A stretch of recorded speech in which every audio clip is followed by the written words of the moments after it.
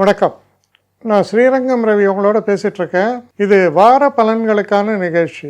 ஜூலை மாதம் 5ஆம் தேதி தொடங்கி 11ஆம் தேதி வரை உள்ள வாரத்திற்கான பலன்களை பார்க்கலாம். இந்த வாரத்தை பொறுத்த வரைக்கும் 2 நிகழ்வுகள். கரெக்டாக 4ஆம் தேதி ஈவினிங் புதன் வக்கரகதியில் மிதுனத்துக்கும் சுக்கிரன் சிம்ம ராசிக்குள்ளும் நுழைஞ்சிருக்கார். இப்போது இதுதான் வரக்கூடிய மாற்றம் இந்த வாரத்தை பொறுத்த வரைக்கும். தனுசு ராசி.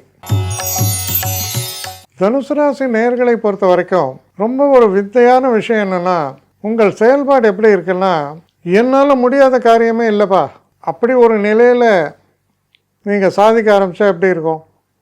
அது போல தான் எந்த ஒரு காரியத்தையும் சாதிக்க முடியாது, இது இம்பாசிபிள் அப்படின்னு சொல்கிற மாதிரி இல்லை.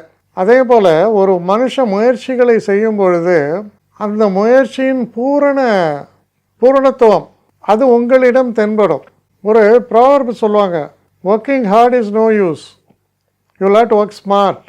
அந்த ஒரு தன்மை உங்களிடம் வெளிப்படக்கூடிய வாரம் இது. சில பேர் சொல்லுவான், காரியம் முக்கியமாக வீரியம் முக்கியமான. ஏன்னா காரியம் தாண்டா முக்கியம், அதை சாதிக்கணும்டா வீரியத்தில் நிற்காதராம்பாங்க.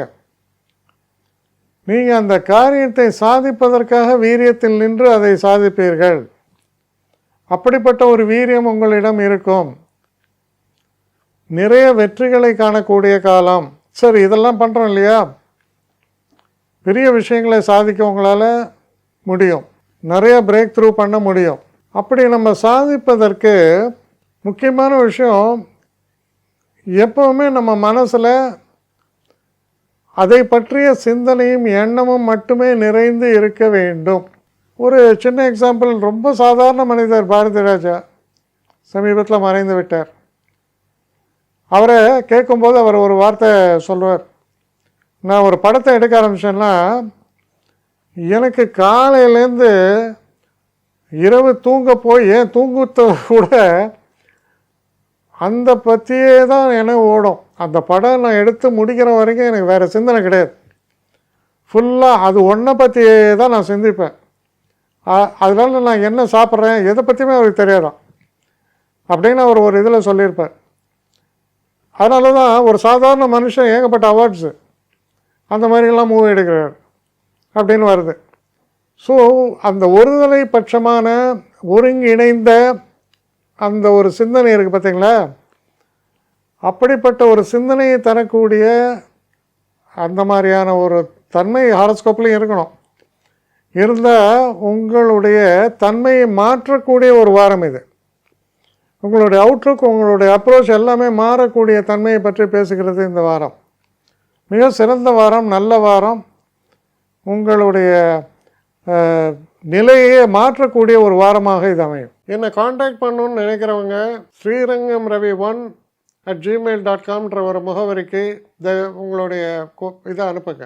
கட்டணம் உண்டு, அதோடைய விவரங்களை நான் உங்களுக்கு அனுப்புகிறேன். ஆனால் நான் இன்றைக்கி மேல் அம்சம் இன்னும் பதில் வரலையே அப்படின்னு வருத்தப்படாதீங்க.